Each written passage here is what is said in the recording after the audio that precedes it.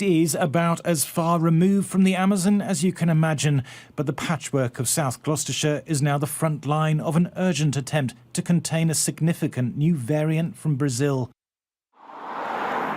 Surge testing has started in local towns after 2 members of the same household tested positive for the virus, which spreads more quickly and can cause reinfections. Another case has yet to be traced.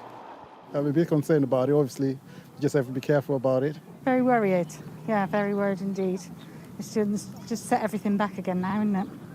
Unfortunately. Do the right thing, get tested, and hopefully we'll keep it at bay.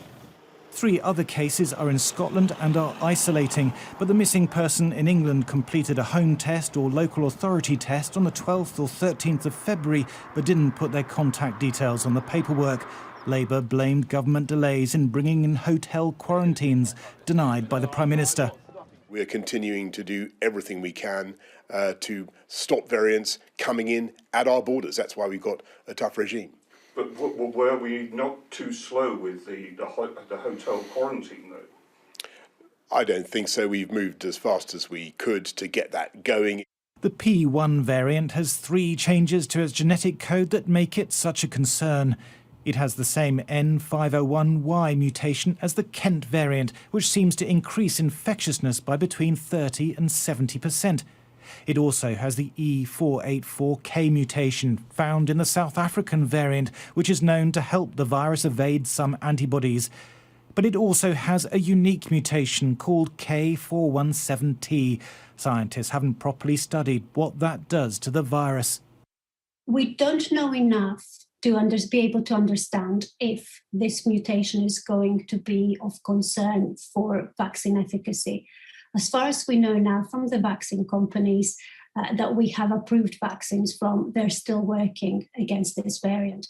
The P1 variant spread rapidly in Manaus in Brazil in January, even though more than 2/3 of people had been infected in the first wave by the original COVID virus. Huge numbers were reinfected. Hospitals ran out of oxygen. It raises questions about our own travel abroad.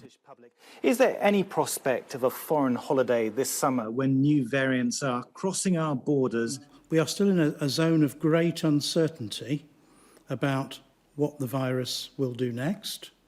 On top of that, many of the vaccination programmes in Europe, which is a place where we frequently go on holiday abroad, are running behind ours.